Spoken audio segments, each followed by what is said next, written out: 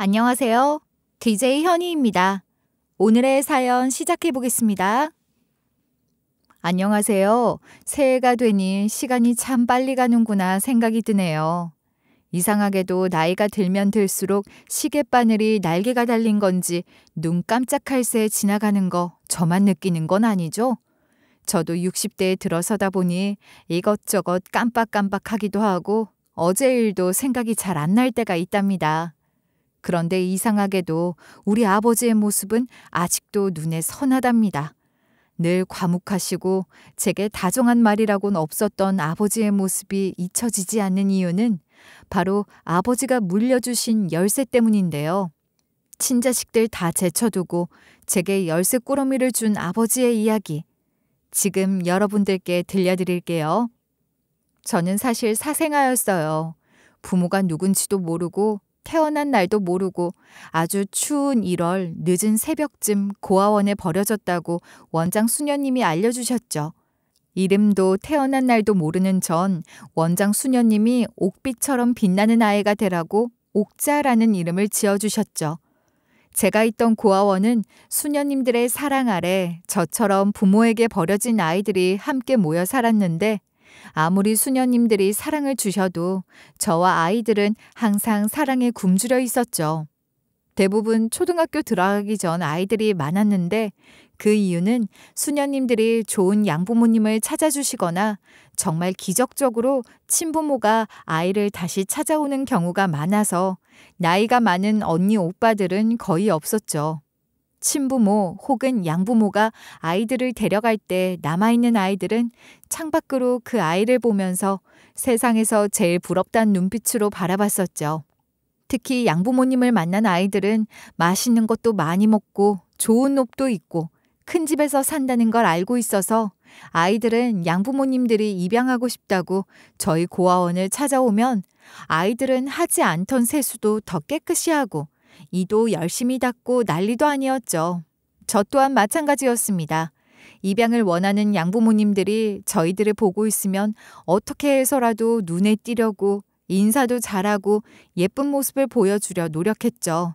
하지만 친구들이 하나 둘 떠나는 날엔 나는 아무도 좋아하지 않는구나 라며 밤에 이불을 덮고 엄청 울었던 기억이 나네요. 왠지 세상에서 나만 혼자가 된 느낌이랄까. 그런 날은 너무너무 슬펐죠. 그럴 때마다 수녀님들은 옥자를 사랑하실 부모님이 꼭 옥자를 데리러 오실 거라고 희망을 주셨고 초등학교 가기 전엔 그분들을 꼭 만나게 될 거야 라고 하셨습니다. 전 그 말을 철떡같이 믿고 매일매일 기도를 드렸죠. 제발 좋은 부모님이 나타나 절 데려가게 해주세요 라고 말이죠. 그렇게 전 그런 믿음 하나로 한 해 한 해를 기다렸습니다. 그리고 시간이 흘러 제가 7살이 되었을 때 드디어 제게도 양부모님이 생기게 됐죠. 그날은 제 인생에서 절대 잊을 수 없는 날이었죠.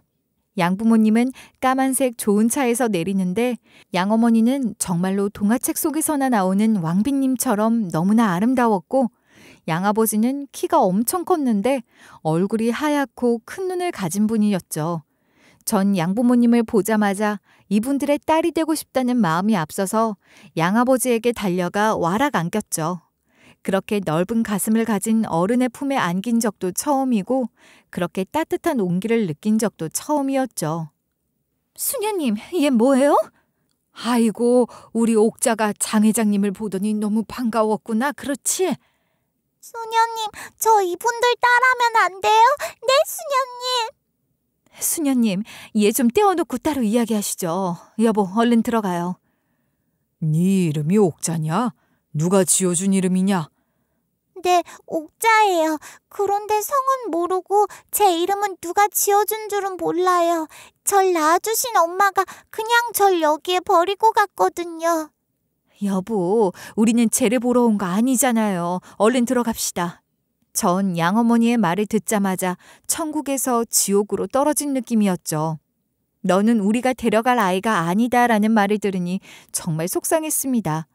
도대체 뭐가 부족한지, 왜 아무도 나에게 관심을 가져주지 않는지 이해가 안 됐죠.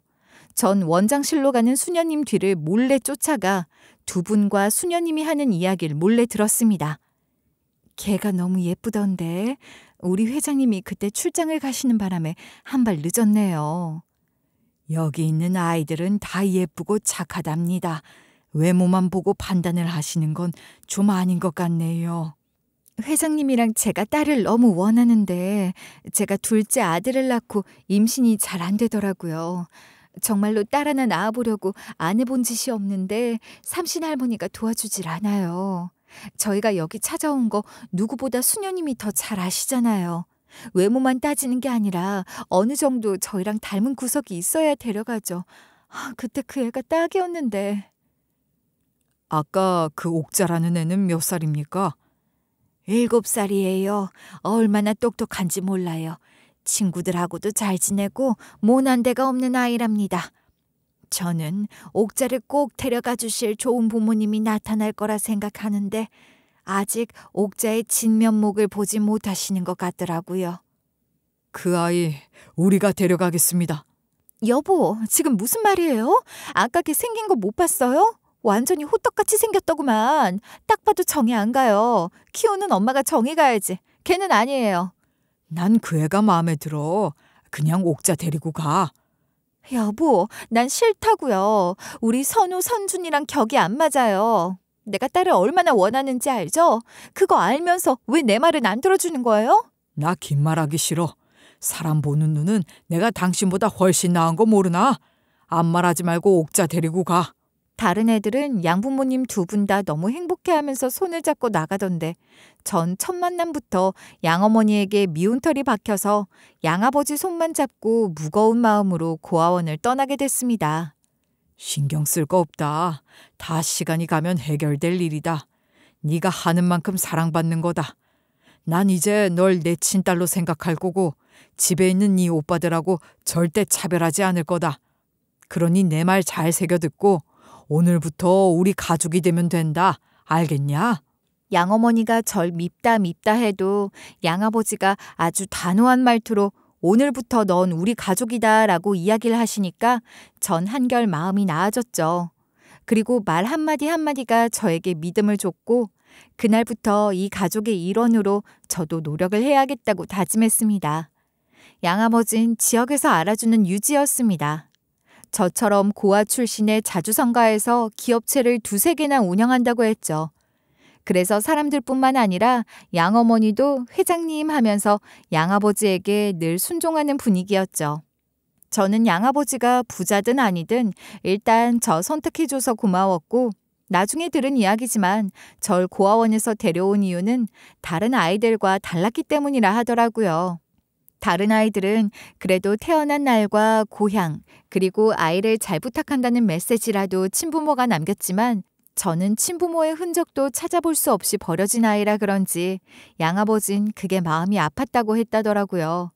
하지만 막상 집에 와보니 아무도 절 반겨주지 않았어요. 새 가족이 되기엔 제게 너무 많은 장애물이 많았죠. 일단 양어머니는 저에게 웃음 한 번 보인 적이 없었고 오빠들과 아주 눈에 보기에 차별을 했어요. 옷이며 먹는 것이며 모든 것들을요. 또 오빠들은 학교에서나 집에서나 거지 같은 기집애가 우리 집에 와서 쌀을 다 먹는다며 놀려댔고 제가 밤에 잘 때도 찬물을 끼얹거나 이불을 다 찢어놓는 짓을 매일 반복했죠. 그럴 때마다 다시 고아원으로 돌아가고 싶었습니다. 양아버지도 사업 때문에 1년의 반을 집에 계시지 않았고 제가 이렇게 괴롭힘을 당하는 걸 모르고 있는 것 같았죠. 양어머니의 구박과 오빠들의 괴롭힘이 갈수록 심해지자 절 이곳에 데려온 양아버지도 미웠습니다. 왜 그때 날 여기로 데리고 와서는 이 고생을 시키냐는 원망이 점점 커졌죠. 하지만 고아원에서 지냈다면 이렇게 큰 집에서도 살지 못했고 맛있는 것도 얻어먹지 못할 걸 생각하니 그나마 감사한 일이다라며 저 스스로를 달래며 운명을 받아들여야만 했죠. 그리고 무엇보다 양아버진 제가 입양되던 날 약속 하나 하셨습니다. 무슨 일이 있어도 꼭 대학은 보내줄 테니 공부 열심히 해라. 알겠냐? 고아원에 있을 땐 대학의 대자도 생각하지 못했는데 양아버지는 절 꼭 대학에 보내준다 하셨고 대학을 가야 자신감 있는 여성으로 살 수 있다고 했죠. 전 그날을 꿈꾸며 학교 생활을 정말 열심히 했습니다. 물론 공부도 1등을 놓쳐본 적이 없었죠. 그런데 양어머니는 그것조차 마음에 들지 않아 했죠. 야, 네가 우리 아들들 길을 다 빨아서 우리 애들이 성적이 잘 안 나오잖아. 기집애 하나 잘못 들여서 이게 뭐야? 뭐 그렇게 공부해서 대학 가시려고? 꿈도 꾸지 마. 너한텐 대학 자금으로 쓸 돈 없어. 아버지가 보내주신다고 하셨어요. 그리고 저 공부 열심히 해서 두 분께 효도도 할 거예요. 그러니까 자꾸 그렇게 말하지 마세요. 뭐 효도? 야, 효도는 자식이 하는 거야. 내가 널 데리고 왔을 땐 식모 하나 더 부린다고 생각하고 데려온 거야. 그러니까 뱁새가 황새 쫓다가 가랑이 찢어지지 말고 네 주제대로 살아. 그리고 자꾸 회장님이 그랬다 어쩌고 저쩌고 하면 쥐도 새도 모르게 쫓아낼 거야. 알겠어? 말만 하면 쫓겨날 줄 알아라고 말하는 양어머니의 말은 정말 수백 수천 번 들어도 마음이 아팠습니다. 그럴 때마다 집 마당 장독대에 숨어서 울기도 참 많이 울었죠. 그나마 집에서 절 이해해주는 분은 집에서 오래 일하신 가정부 이모뿐이었죠. 사모님 저러는 거 하루 이틀이냐? 그냥 한 귀로 듣고 한 귀로 흘려. 지 자식이 잘 안 되니까 자꾸 너한테 화풀이 하는 거야. 너는 걔들보다 더 잘났으니까 하던 대로 공부 열심히 하면 돼. 알겠지? 이모, 노력하면 다 된다고 하던데 어머니한테는 그게 안 통하나 봐요. 제가 그렇게 미운 짓을 한 것도 아니고 양어머니만큼 예쁘지 않아서 이렇게 구박하는 건 진짜 아닌 것 같아요. 저 어떤 짓까지 한 줄 아세요? 쌍꺼풀 생기게 하려고 눈에 풀 발랐다가 눈 아파서 며칠을 고생했는 줄 몰라요. 그런 짓을 왜 해? 큰일 나려고. 사모님도 화장 지우면 그냥 아줌마야. 그리고 네가 어때서? 나는 내가 아들이 있었다면 널 며느리 삼을 거다. 정말이야. 가정부 이모는 그렇게 늘 저를 예뻐했습니다. 하지만 제 부모님들은 저에게 사랑을 1도 주지 않았죠. 그래서 전 빨리 대학을 가서 이 집을 나가야겠다는 마음뿐이었죠. 하루에도 잠을 2시간 이상 자본 적이 없습니다. 양어머니가 시키는 집안일도 다 하고 공부까지 하려면 잠은 사치였죠.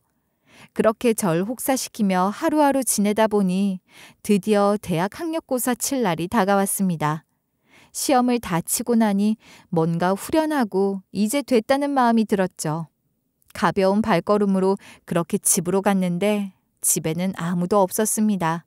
가정부 임무도 없었죠. 전 무슨 일인가 해서 옆집에 물어보니 양아버지가 쓰러져서 온 식구가 구급차를 불러 병원으로 갔다고 했죠. 너무 놀라서 신발도 제대로 신지 못하고 병원으로 달려갔는데 늘 큰 나무 같던 양아버지는 인공호흡기와 수십 개의 링거를 주렁주렁 달고 있었죠. 전 양아버지를 보자마자 왈칵 눈물이 났죠. 아버지, 일어나 보세요. 왜 이렇게 누워만 계신 거예요? 말씀 좀 해보세요. 네. 옥자야, 이리 온. 회장님 안정을 취해야 한다니까 나가 있자. 이모, 어떻게 된 거예요? 아버지, 왜 저렇게 누워만 계신 거예요? 큰아들이랑 이야기하다가 갑자기 화를 내시더니만 쓰러지셨어. 또 돈 이야기 있겠지. 아이고, 이게 뭔 일이래? 아버지 혈압 있는 거 알면서 아무도 아버지 생각은 안 하는 것 같아요. 아버지 불쌍해서 어떡해요? 둘이 왜 쑥덕거려? 뭐 초상 났어? 회장님 일어나실 거니까 이상한 소리 하지 마. 재수 없으니까. 참, 그리고 앞으로 집안일은 상추떼기 하고 너는 아버지 병간호해. 저 오늘 학력고사 치고 왔어요. 저 입학할 때까지만 간병인 따로 써주실 수 없으세요? 야, 누가 너더러 대학 가래? 네 주제. 지금 상황이 어떤지 뻔히 알면서 대학? 웃기고 자빠졌네. 대학 갈 생각은 아예 하지도 마. 너 회장님 병간호에만 전념해. 만약에 회장님 잘못되면 다 네 탓이니까. 알겠어? 아버지가 약속하셨어요. 저 대학 보내주신다고. 그리고 왜 아버지가 저렇게 된 게 제 탓이에요? 큰오빠랑 이야기하다가 쓰러지셨다면서요. 오빠가 또 돈 이야기 꺼내서. 인연이 미쳤나? 네가 하는 짓 보면 네 친부모도 오죽하면 널 버렸겠나 싶다. 태생부터 저렇게 대바라지니까 버리고 싶었겠지. 어머니가 우리 친부모님 봤어요? 왜 자꾸 그런 막말을 하는 거예요? 네? 너 일로 와. 거지 같은 기집애 먹여주고 재워주고 학교까지 보냈더니 이게 은혜도 모르고. 넌 내가 약이야. 일로 와. 전 그날 양어머니한테 개 끌려가듯이 집으로 끌려갔고 5만 가지 집안 살림을 저한테 던지면서 화풀이를 아주 제대로 했습니다. 저도 사람인지라 저렇게 눈이 돌아가서 성질을 내는데 너무 무섭더라고요. 그렇게 전 대학의 꿈도 날아가고 집 밖에도 제대로 나가지 못한 채 반신마비가 된 양아버지 병간호를 하게 됐죠. 양아버지를 병간호하는 건 만만치 않은 일이었습니다. 당시 남자들 체구에 비해 아버지는 체격이 아주 좋으신 편이었죠. 키가 180이 넘었고 운동을 하셔서 그런지 덩치도 엄청 좋았죠. 그런데 키가 150cm가 좀 넘는 제가 이 큰 사람을 대소변 다 받아내고 욕창이 생길까봐 매일 하루에 2번씩 몸도 닦아드렸습니다. 그때 제가 살이 10kg 가까이 빠졌으니 얼마나 힘들었는지 아시겠죠? 그리고 목욕을 시켜드릴 땐 처음엔 어찌해야 하나 걱정이 됐는데 시간이 지나니 그런 민망함도 없어지고 아버지가 조금이라도 차도가 있길 바라면서 힘든 것도 참아가며 병간호에 힘썼죠. 몸이 힘든 건 진짜 아무것도 아니었습니다. 제가 정말 힘들었던 건 오빠들이 양아버지를 찾아올 때였죠. 양아버지가 쓰러진 지 초반에는 일주일에 한 번씩 꼬박꼬박 오더니 시간이 지나니까 코빼기도 안 비치더라고요. 그런데 양아버지 보러 와서 한 번씩 집안 분위기를 뒤집고 갈 때마다 저런 것들이 친자식이 맞나 할 정도로 의문이 들었고 정말 한 대 패주고 싶을 때가 많았죠. 아버지 좀 어때요? 괜찮으세요? 저기 저번에 말한 거 생각 좀 해보셨어요? 저 일식이랑 사업 같이 하는 거. 네? 여보, 빙빙 둘러 이야기하지 말고 직설적으로 이야기해. 머리 아프게 자꾸 아버님 생각하게 만들지 말고 정확하게 말하라고. 알겠어. 아버지, 돈이요, 돈. 지금 아버지가 돈주머니를 꽉 쥐고 계시니까 우리가 사업 자금이 없어요. 그러니까 이참에 아버지 재산 저희한테 명의 이전 해주세요. 아버지 솔직히 낳는다 해도 다시 일하시기 힘들어요. 후유증도 심할 거고 그리고 나이도 있으신데 안 그래요? 영식이 우리 장손 이야기 알게 들었죠? 알아들었으면 고개 끄덕끄덕 해봐요. 어머님, 아버님 정신은 멀쩡하신 거 맞죠? 그럼 자기가 싫은 건 고개를 절레절레 흔들면서 얼마나 고집을 부리는데. 여보, 애들 말이 맞아요. 당신 이래가지고 앞으로 일 못해요. 애들한테 주자고요. 네? 내 말이 맞다고 하면 고개 끄덕여 봐요. 에? 아버님 왜 이러세요? 이거 백화점에서 비싸게 주고 산 밍크인데 이걸 어찌... 마비 온 거 맞아요? 커피 다 쏟아서 어찌 이걸? 아버지, 자꾸 고집 부려서 뭐 하실 건데요? 그 많은 돈 무덤에 가져가실 거예요? 에? 에이씨, 노인네 고집은 알고 있었지만 진짜 사람 끝까지 열받게 하네. 엄마, 나 갈래. 영식아, 내가 다시 잘 이야기해 볼 테니까 네가 참아. 어? 막말로 네 아버지가 명의 이전 안 해주면 골치 아파. 이런 말 하긴 그렇지만 돌아가시면 차라리 쉬워질 거야. 직계가족한테 당연히 재산 넘어오는 건 당연한 거니까. 그럼 네 아버지 저 세상 가라고 매일 빌까? 어? 엄마, 나 진지하게 말하는 거야. 아버지 너무 잘해주지 말라고. 오래 사시면 사실수록 우리만 골치 아파지니까. 정신 나간 것들 아닌가요? 어떻게 돈 때문에 자기 아버지 빨리 저 세상 가길 바란다는 게 미친놈이지. 올바른 정신을 가진 인간은 아니죠. 전 정말 오빠들이 양아버지한테 와서 저럴 때마다 발끝부터 머리까지 피가 거꾸로 끓는 심정이었죠. 몸만 저렇지 다 듣고 다 생각하시는데 자식한테 저런 말이 듣는 아버지가 너무 불쌍했습니다. 게다가 양어머니는 더 가관이었죠. 처음에는 정말 양어머니가 세상에서 제일 예쁘다고 생각했는데 제가 같이 살아보면서 참 잘 흘리고 다닌다는 느낌이 들었죠. 그 외에 남자들만 보면 잘 웃고 눈빛 보내는 거 그런 거 있잖아요. 양어머니는 양아버지가 편찮으시고 나서 아주 대놓고 남자들을 밝히고 다녔죠. 당시엔 휴대전화가 없어서 바람난 남자랑도 아주 대놓고 전화를 하고 그 소리가 양아버지 방까지 다 들렸으니 진짜 기가 막혔죠. 동네에서도 말이 많았죠. 남편이 저렇게 아파서 누웠는데 마누라라는 사람이 입술을 새빨갛게 바르고 돌아다니니 바람났단 소문이 안 날 수가 없었죠. 그런데 양어머니가 어쩐 일인지 하루는 목욕을 같이 시키자면서 목욕탕으로 들어오더라고요. 전 뭘 잘못 먹었나 했죠. 그런데 목적이 있었습니다. 그날 변호사를 대동해서 아버지 부동산을 명의 이전하려고 했더라고요.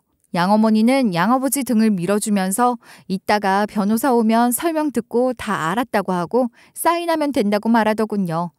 그 모습을 보면서 필요할 때만 저렇게 잘해주고 뜻대로 안 되면 막말을 해대는 게 꼭 저한테 하는 것 같더라고요. 양아버지한테도 똑같이 하는 걸 보니 천성이 원래 저렇구나 생각했죠. 그런데 양아버지도 진짜 뿔이 제대로 난 건지 양어머니에게 제대로 한 방 먹이더라고요. 아유, 발 아파. 먹고 자고 하니까 살만 쪄서 힘들어 죽겠네. 너도 대단하다. 이 덩치 큰 양반을 시킬 생각을 하니. 제가 잘못 들은 거예요? 어머니 오랜만에 맞는 말 하시네요. 저 힘든 거 아시긴 아시나 봐요. 인연이 조그만 오냐오냐하지만 기어올라서 이걸 확! 아우 차가워! 아니 이 양반이 진짜 저 세상 갈 때가 다 됐나? 왜 이래? 지금 뭐 하는 거야? 저는 그날 목욕을 시키면서 알았습니다. 양아버지가 온몸을 비틀어서 일부러 넘어진 사실을요. 양아버지가 넘어지면 욕조물이 어머니한테 다 쏟아질 걸 이미 계산하고 있었던 거죠. 양아버지가 아무 이유 없이 그러셨겠어요? 얼마나 화가 나셨으면 자기 몸이 다칠 수도 있는데 온몸을 불살라서 양어머니한테 물 한 바가지 퍼붓고 싶은 그 심정, 저는 이해가 됐죠. 양아버지가 넘어지실 때 순간 걱정도 됐지만 양어머니가 물에 홀딱 젖어서 고함 지르는데 아이고 그 광경은 저만 본 게 정말 아까웠죠. 그렇게 전 그날 양아버지를 어느 때보다 더 말끔하게 씻겨드리고 양어머니가 시키는 대로 새 옷으로 갈아입혀드렸죠. 양어머니와 오빠들은 변호사를 집으로 불러 명의 이전을 하려고 하는데 양아버지가 절대 해줄 리가 없을 거라 전 생각했죠. 아버지, 이거 손 좀 펴봐요. 사인만 하면 된다니까. 아유, 진짜 아픈 사람 맞아요. 왜 이렇게 힘이 세? 아버님, 좀 아이고, 왜 이렇게 힘이 세셔? 형, 오른쪽을 못 쓰면 그 힘이 왼쪽으로 다 가나 봐. 우와. 바보 같은 소리 좀 그만해. 엄마가 어떻게 좀 해봐. 변호사님 기다리잖아. 여보, 당신 나랑 이혼하고 싶으면 그래요. 이혼하고 싶은 거예요? 사인 안 하면 나 당신이랑 이혼할 거예요. 여보, 당신 살 만큼 살았잖아요. 애들한테 그냥 다 주고 우리 훌훌 털고 삽시다. 당신이 뭐가 부족해요? 마누라 있지, 자식들 있지. 뭐가 부족하냐고요. 좋은 마음으로 애들한테 나눠주면 애들이 좀 잘하겠어요? 그러니까 고집 좀 그만 부리고 손 좀 펴봐요. 저기 오늘은 좀 무리일 것 같습니다.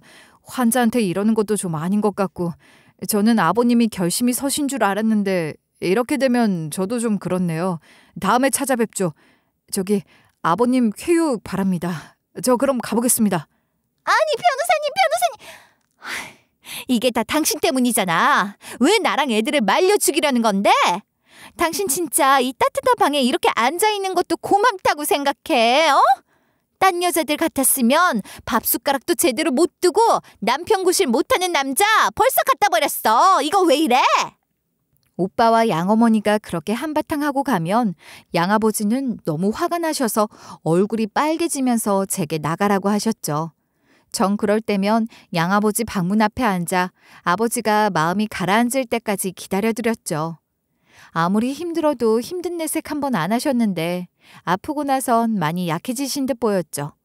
이 모든 거를 마음속으로 감내하셨을 걸 생각하니 지금도 마음이 아프네요. 아픈 사람한테 어떻게 이럴 수가 있습니까? 그런데 이상하게 한동안 시끄러운 일도 없고 집이 잠잠하던 때 갑자기 양어머니가 앞으로 양아버지 식사는 신경 쓸 거 없다며 본인이 챙긴다고 하더라고요. 요리의 요자도 모르는 양어머니가 양아버지 식사를 챙긴다고 하니까 좀 어이가 없었죠. 자기도 양심은 있었는지 남편 밥상 차려주고 싶다는 마음이 들었나 보다 생각했죠. 그런데 양어머니가 차린 양아버지 밥상을 보고 전 깜짝 놀랐습니다. 전부 달고 짠 음식들이었죠. 병원에서 혈당 관리랑 혈압 관리를 잘하라고 먹지 말아야 할 것들을 다 적어줬는데 그 먹지 말아야 할 것들만 골라서 양어머니는 양아버지에게 주었죠. 양아버지는 밍숭맹숭한 음식들만 먹다가 양어머니가 주는 떡이랑 과자 그리고 단 음료수들을 먹으니까 양아버지도 사람인지라 잘 드시더라고요. 양어머니가 주는 걸 넙죽넙죽 받아 드시는데 전 그걸 보고 이러면 안 되는데 생각밖에 안 들었죠. 제가 자꾸 양아버지 식사 때문에 잔소리를 하니까 양어머니는 또 제 가슴을 후벼 파는 소리를 해대기 시작했죠. 그런데 그날은 저도 정말 참을 수가 없어서 할 말을 다 해버렸습니다. 이제 앞으로 아버지 식사에 손대지 마세요. 제가 할 거니까요. 아셨어요? 진짜 내가 너만 보면 시간을 돌리고 싶다. 그때 너를 데려와가지고 지금 이 사달이 나고 이 모든 게 다 너 때문이야. 내가 답답해서 점집에 갔더니 우리 집에 악기가 우리 식구 다 잡아먹는다고 하더라. 그 악기가 누군 줄 알아? 바로 너야, 너. 어떻게 이게 저 때문이에요? 어머니, 아버지 덕분에 그동안 호의호식하면서 잘 사셨잖아요. 그리고 지금은 아픈 아버지 놔두고 딴 남자랑 여행도 다니고 살판 나셨던데 아닌가요? 아무리 그래도 그렇지 아버지가 저렇게 계신데 작작 좀 하세요. 동네에 소문 다 났어요. 아니 이게 뚫린 입이라고 아무 말이나 짓거리는구나. 일로 와. 아가리를 확 찢어 놓을 테니. 아버지도 이미 알고 계시겠지만 자꾸 저한테 이러면 아버지한테 이야기해서 어머니랑 제가 먼저 이혼하라고 말할 거예요. 그러니까 행실 똑바로 하세요.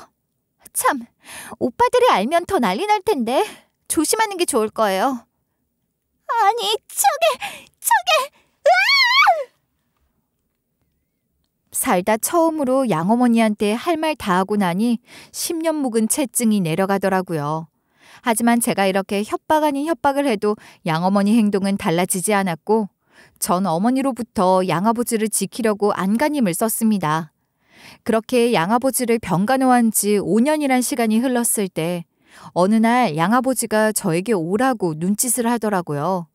그래서 전 양아버지 곁으로 갔죠. 그러더니 힘겹게 왼손으로 침대 밑을 이리저리 손으로 뒤지시더니 저한테 작은 보자기에 들어있는 열쇠 꾸러미 하나를 주시더라고요. 저는 이게 뭔가 해서 양아버지한테 물어봤죠. 그랬더니 양아버지는 제 손바닥을 이리 달라며 눈짓을 하셨고 저는 무슨 영문인지도 모른 채 양아버지께 손을 보여드렸습니다. 그러더니 양아버지는 제 손바닥에다가 미안하다, 대학 꼭 가 라고 적으셨죠.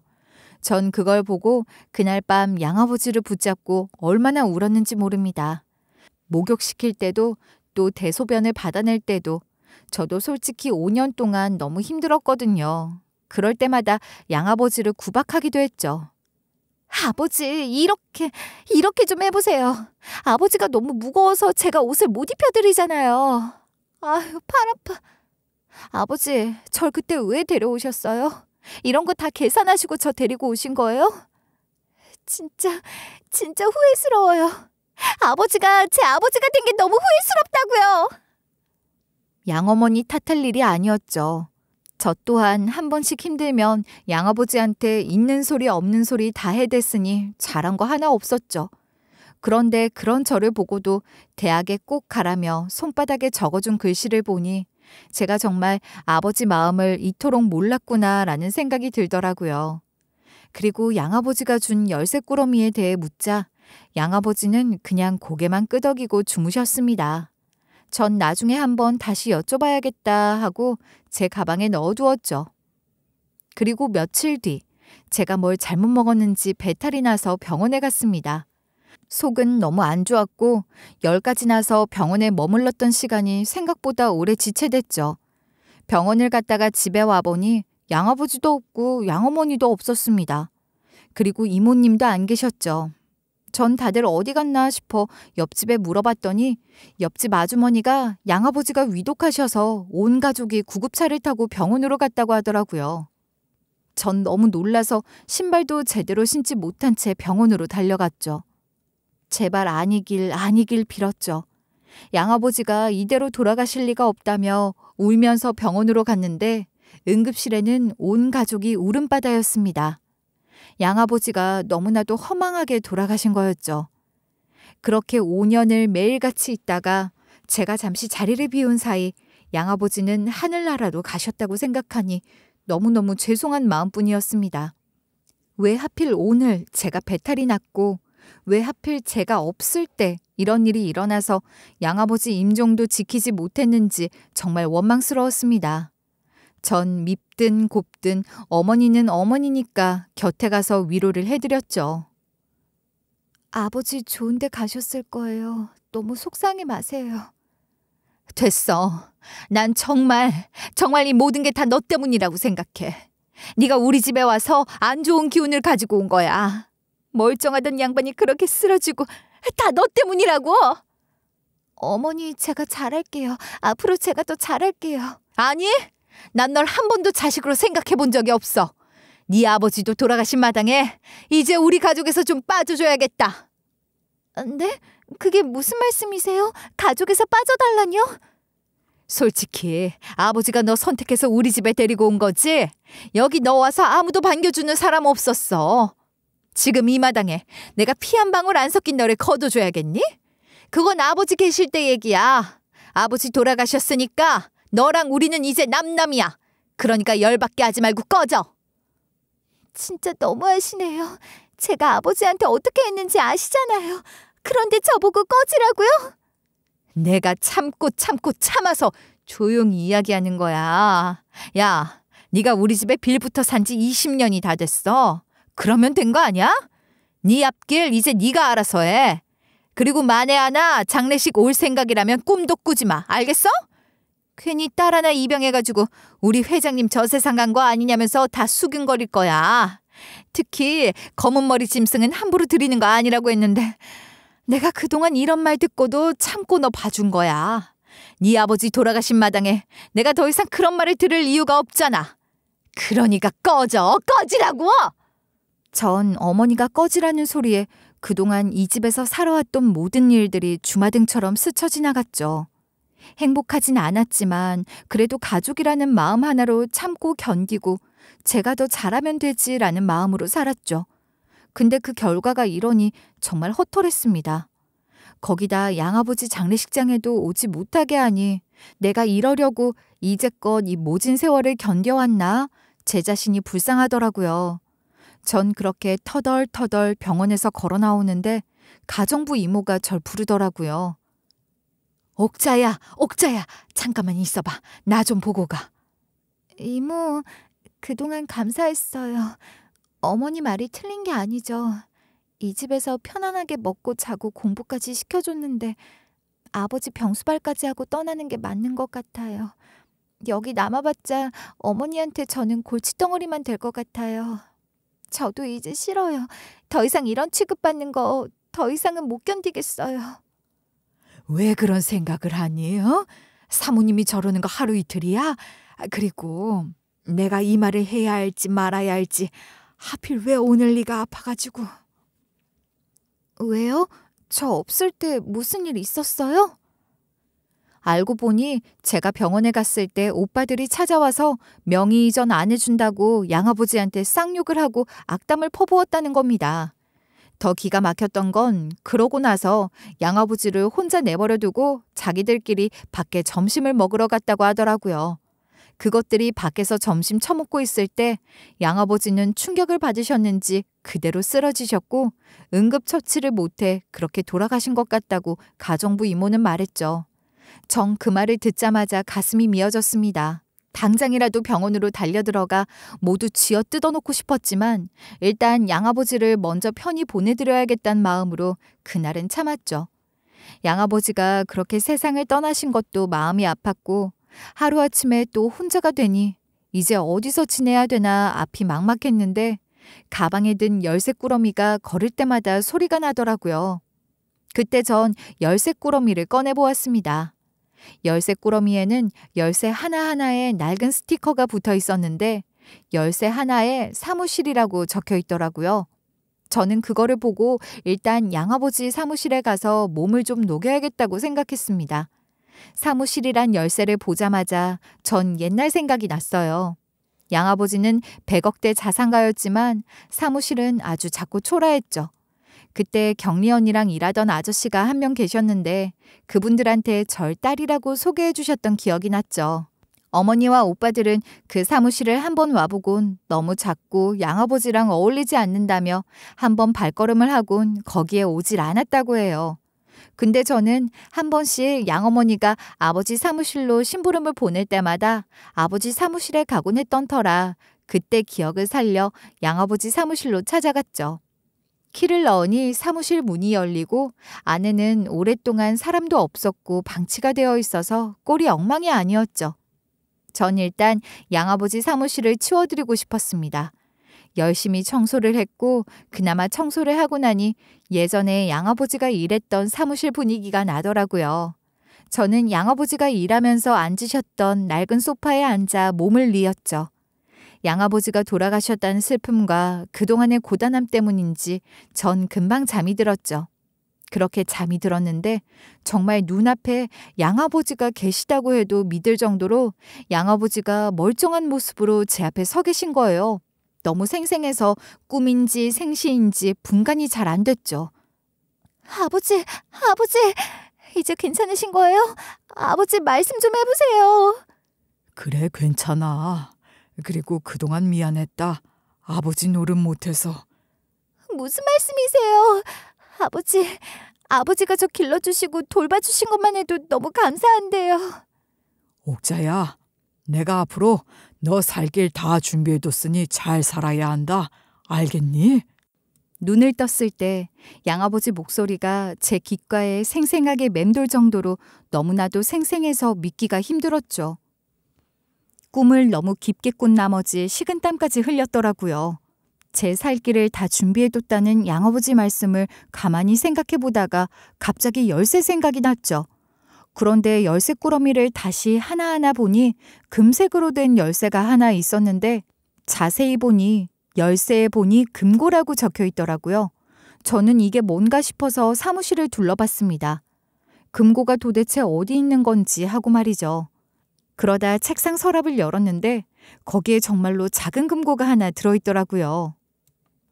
저는 그 열쇠를 그 금고에 꽂았더니 덜컥하고 열렸죠. 그리고 그 금고 안을 보고 저는 완전히 너무 놀라서 뒤로 나자빠졌죠. 거기에는 금덩어리랑 온갖 목걸이와 팔찌, 귀걸이, 반지, 그리고 서류 뭉치가 하나 있었습니다. 근데 목걸이와 귀걸이, 팔찌, 그리고 반지에는 케이스 안엔 작은 글씨로 무언가가 적혀 있었죠. 글자를 유심히 들여다보곤 전 그 자리에 털썩 주저앉아 펑펑 울었습니다. 거기에는 옥자 생일 선물, 옥자 대학 입학 선물. 이렇게 양아버지는 아주 조용히 자신만의 방식으로 절 무척 사랑하고 계셨던 거였죠. 저는 그것도 모르고 양아버지 병간호할 때 그렇게 원망했던 게 너무 마음이 아팠죠. 그렇게 한참을 울고 금고 구석에 있는 서류 뭉치를 꺼내보니 오빠들이 그렇게 난리쳤던 양아버지 명의로 된 부동산과 각종 땅 문서 등 여러 가지 문서들이 있었습니다. 모르는 제가 봐도 양아버지가 가진 재산이 어마어마해 보였죠. 그리고 봉투 밖에는 누군가의 명함과 작은 쪽지가 있었는데 그 쪽지엔 양아버지의 글씨로 적힌 내용이 있더라고요. 옥자야, 이 사람을 찾아가. 그럼 다 해결될 거다. 전 며칠을 고민하다 그 명함이 적힌 변호사 사무실로 찾아갔습니다. 서류에 대해서도 궁금했지만 양아버지가 돌아가신 데는 가족들의 방치와 괴롭힘도 한몫했다는 걸 말하고 그들을 벌하고 싶었죠. 그 변호사는 일전에 오빠들이 집으로 데리고 왔던 변호사가 아니라 양아버지의 일을 오랫동안 돌봐주셨던 변호사였죠. 그런데 가는 날이 장날이라고 변호사 사무실 앞에 갔을 때 낯익은 목소리들이 들리더라고요. 바로 오빠들과 어머니였죠. 아니, 이 양반이 담당 변호사가 있으면서 말 한마디 없이 이렇게 꽁꽁 숨겨놨네? 아니, 도대체 우리 회장님이랑 언제부터 일한 거예요? 오래됐습니다. 그나저나 궁금한 게 많으시죠? 아마도 회장님 재산에 대해서요. 당연한 거 아니에요? 그것 때문에 우리가 여기 온 건데. 아니, 생각해보니까 괘씸해 죽겠네. 우리는 엄한 데서 변호사 찾고 있었는데 왜 우리한텐 이런 말도 안 하고 왜 이렇게 고생을 시킨 거야? 진짜 희한한 양반이야. 하여튼 이런 짓거리 하는 거 보면 정말 돌아가시고 없으니까 속이 다 시원해. 엄마, 좀 마음에 있는 이야기는 입으로 좀 하지 말라고. 양심이라는 게 있지. 지금 양심 따지게 생겼어? 내가 이제껏 고생한 거 생각하면 머리가 아파. 다들 본인 이야기만 하시느라 중요한 분이 오신 걸 모르시네요. 회장님이 오늘 모두 만날 수 있도록 하셨나 봐요. 장옥자 씨, 어서 오세요. 아니, 저 물건이 여길 왜 와? 장 회장님이 생전에 유언장을 작성하셨습니다. 그리고 회장님이 작고하시고 나면 온 가족들이 모인 자리에서 유언장을 공개하라고 하셨고요. 그러니 장옥자 씨가 와야 궁금해하시는 부분들을 다 얘기할 수 있겠죠. 야, 너 낄 때 안 낄 때 몰라? 당장 꺼져. 변호사 양반, 쟤는 우리랑 피 한 방울 안 섞인 애라니까요. 지금부터 제가 드릴 얘기는 장옥자 씨 없이는 말씀드릴 수가 없습니다. 그러니까 장옥자 씨한테 그렇게 얘기하시면 안 됩니다. 아시잖아요. 쟤 그냥 호적상으로 입양한 애고 우리 집에서 식모살이 했던 애예요. 근데 제가 왜 여기 끼냐고요? 뭐 그동안 어떻게 지내오셨든 간에 법적으로 장옥자 씨도 회장님 따님입니다. 그러니까 그렇게 말씀하시면 안 됩니다. 그래요. 법적으로 따져봅시다. 우리 회장님이 자기 마누라하고 아들을 내팽개칠 그런 양반도 아니고 우리 회장님 재산이 내가 아는 것만 해도 150에서 160억이 돼요. 그리고 딸년이 무슨 재산을 받아 받길. 자, 말씀 끝나셨으면 이제 회장님 유언장 공개하겠습니다. 양아버지한테 사랑만 받으려고 했지 제가 먼저 사랑을 드린 적도 없고 딸로서 좀 살갑게 대했으면 양아버지도 이렇게 외롭게 떠나진 않으셨을 텐데 라는 생각이 가득했죠. 사실 저한테 재산을 줄 거란 기대는 1도 안 했죠. 고아를 이렇게 길러주신 것만으로도 감사했죠. 그런데 유언장의 내용은 너무 충격적이었습니다. 유언장의 내용을 듣자마자 어머니와 오빠들은 개거품을 물고 쓰러졌고 오빠들은 제 멱살을 잡으면서 아버지를 어떻게 홀렸기에 이런 유언장을 쓰냐고 난리가 났죠. 전 멱살을 잡히면서도 도대체 이게 어찌된 일인지 너무나도 황당했죠. 유언장의 내용은 바로 이거였습니다. 양아버지 재산의 30%를 제가 있었던 고아원에 기부하고 나머지는 장옥자 딸에게 증여한다는 내용이었습니다. 유언장에는 어머니와 오빠들은 아예 거론도 되지 않았죠. 어머니와 오빠들 입장에서 생각했을 땐 제 멱살을 잡고 개거품을 물만도 했죠. 양어머니는 쓰러졌다가 갑자기 옥자 인연 하더니 제 사정없이 때리기 시작했죠. 제가 그렇게 개패듯 맞고 있는데 오빠들은 그냥 구경만 하고 있었고요. 변호사님이 말렸지만 소용이 없었죠. 이년아, 너 우리 회장님한테 뭔 짓 했어? 너 혹시 회장님하고 그렇고 그런 사이 아니었어? 못생긴 년이 그런 것도 밝힐 줄 아는 년이었네. 아이고, 이런 년을 뭐가 좋다고 우리 집에 데리고 와서. 지금 뭐라고 하셨어요? 네가 우리 회장님한테 꼬리까지 쳐서 뭘 한 거야? 아니, 나 몰래 뭐 두 집 살림했냐? 진짜 이 할망구가 제대로 돌았네. 지금 미친 거 아니야? 당신이 그런 짓거리를 해서 그런 생각만 나나 보지? 네 아들들한테 오늘 다 말해볼까? 뭔 소리야? 엄마, 이 기집애한테 뭐 책 잡힌 거 있어? 말해봐. 그런 거 없어. 지금 상황 파악이 안 돼? 저 기집애가 우리 재산 홀딱 다 먹으려고 지랄 발광을 하는 거라고. 지랄 발광은 당신이 하는 거지. 동네 사람들한테 물어봐요. 아버지 편찮으시고선 엄마가 어떤 젊은 남자한테 가게 차려주고 차 사주고 뭔 짓 했는지. 둘이 같이 다니는 거 나도 봤고 동네 사람들도 다 봤어요. 그때 가정부 이모가 나타났죠. 가정부 이모는 절 일으켜 세우더니 가족들 앞에서 이야기했죠. 양어머니가 바람난 거 자신도 똑똑히 봤고 그 젊은 남자가 좋아하는 반찬을 가정부 이모한테 하라고 시킨 것도 다 이야기했죠. 오빠들은 그 이야기를 듣자마자 양어머니에게 욕설을 퍼붓고 아버지 재산에 손도 대지 말라며 난리를 쳤죠. 전 그 광경을 보고 너무 기가 막혀 웃음까지 나더라고요. 엄마가 사람이야? 아버지 아픈데 젊은 놈이랑 바람나는 게 제정신이냐고. 변호사님, 재산 엄마는 빼주세요. 저 여자 우리 엄마도 아니고 우리 아버지 아내도 아니에요. 그런데 유언장에서도 밝혔듯이 장옥자 씨 외엔 그 아무에게도 회장님 재산을 10원 한 푼도 주지 말라 하셨습니다. 이렇게 싸우시는 건 별 의미가 없어요. 그렇게 억울하시면 유류분 청구 소송을 하시든지. 자, 지금 이 시간부터는 장옥자 씨만 이야기하면 되니까 다들 제 사무실에서 나가주시죠. 뭐? 야, 너도 한패지? 전현이랑 한패지? 회장님이 왜 아드님들에게 재산을 한 푼도 안 주셨는지 이해가 되네요. 경찰 부르겠습니다. 당장 제 사무실에서 나가주세요. 그렇게 오빠들과 양어머니는 나중에 다시 보자면서 변호사 사무실을 나갔고, 변호사님은 양아버지가 생전에 했던 말들을 제게 전해주셨죠. 절 정말 걱정하셨고 자신이 친자식들이랑 다르게 예뻐하면 오히려 역효과가 날까봐 안타까워했다고 하셨죠. 그리고 제가 공부를 잘한다며 자랑도 하셨고 진짜 양아버지가 낳은 딸인 것처럼 예쁜 아이라고 절 칭찬했다고 하더라고요. 전 그 말을 듣자마자 온몸에 힘이 풀렸고 그동안 가졌던 원망과 미움은 눈 녹듯 사라졌죠. 양아버지의 사랑이 이렇게 깊은 줄은 상상도 못했거든요. 전 양아버지의 유언대로 먼저 제가 자란 고아원에 아버지 재산을 30% 기부했고 나머지 재산도 양아버지가 바라는 대로 쓰려 했지만 양어머니와 오빠들이 가만히 두지 않았습니다.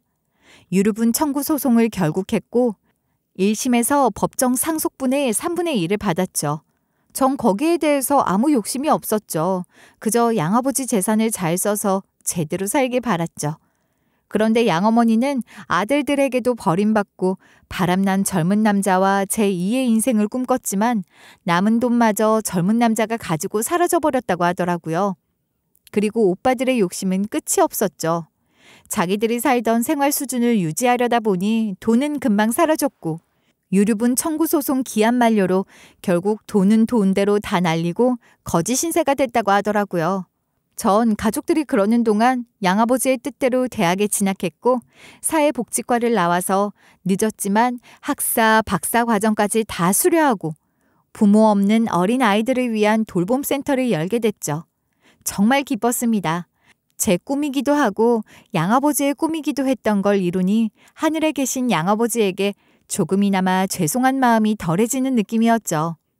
그런데 매일 이렇게 구름을 걷는 것처럼 행복한 날만 있으면 얼마나 좋겠습니까? 양어머니와 오빠들은 어떻게 알고 저희 집을 찾아왔죠. 진짜 꼴도 보기 싫었죠. 예전엔 머리부터 발끝까지 부잣집 사모님, 부잣집 아들이라고 할 만큼 그렇게 차려입고 다니더니 돈이 없으니까 정말 그냥 할머니 아저씨더라고요. 옥자야, 네가 성공한 모습을 보니까 엄마가 너무 좋구나. 우리 옥자 장하다 장해. 내 동생이 정말 꿈을 이루었구나. 아버지가 정말 자랑스러워하실 거야. 난 너 많이 안 괴롭혔다. 기억하지? 난 형이 시키는 대로 한 것뿐이야. 지금 다들 왜 이러는 거예요? 뭐하러 여기 왔어요? 유류분 청구 소송에서 받을 거 받았고 남남처럼 살자면서요. 근데 왜 이래요? 옥자야, 이 바보 같은 것들이 그 많은 돈을 다 날려먹었지 뭐니? 너한테 그러지 말라고 난 말렸어. 그런데 결국 이렇게 됐구나. 우와, 웃기고 있네. 엄마가 한 짓을 생각해봐. 만날 아버지 빨리 저 세상 갔으면 하고 빌었잖아. 그리고 바람까지 났으면서 지금 우리 앞에서 고개를 들 자격이 있어? 그리고 엄마가 우리 집에서 옥자 제일 미워했잖아. 옥자한테 엄마란 말이 나와? 진짜 엄마 대단하다. 이 자식이 정말.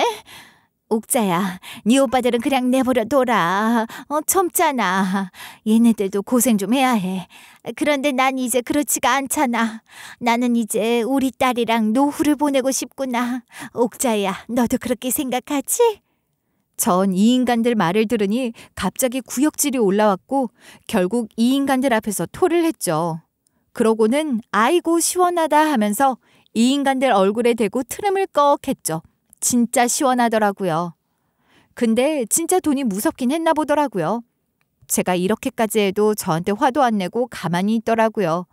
그렇다고 제가 이 인간들을 용서할 리가 없었죠. 니들은 머리에 똥만 들어서 남한테 붙어서 기생충처럼 남의 피만 쪽쪽 빨아먹을 생각만 하지. 내가 니들이 좋아서 유류분 청구 소송해도 그래, 니네들 가지고 싶은 대로 가져라. 불쌍해서 준 거야. 근데 여길 찾아와? 진짜 돌았구나. 우리 아버지, 니들 때문에 세상 떠나신 거야. 니들이 하는 꼴 보곤 살기 싫으셔서. 그러니까 꺼지라고. 전 부엌으로 가서 소금을 한 사발 가져와서 이 인간들에게 뿌렸고 하지 말라고 고함을 치고 버티다가 안 되겠다 싶어서 전 신고를 했고 경찰이 와서 겨우 끌고 나갔죠. 그날 이후로 그 인간들을 볼 일이 없었고 그 어떠한 소식도 듣지 못했습니다. 워낙 볼 꼴 못 볼 꼴을 다 보다 보니 결혼은 생각도 안 하게 됐고 그냥 센터에 있는 아이들을 제 자식처럼 돌보면서 지금은 노후 맞이할 준비를 하고 있죠. 낳은 정이냐 기른 정이냐 많이들 묻는데 전 친자식이든 입양한 자식이든 차별 없이 잘해주는 게 중요하다 생각해요. 부모가 없다고 해서 무시할 이유도 없고 부모만 믿고 자기 앞길도 제대로 못 가릴 만큼 망나니가 돼서도 안 되잖아요. 자식 스스로가 자기 인생을 이끌어가는 것도 중요하지만 그 길을 부모가 잘 터주는 것이 중요한 거죠.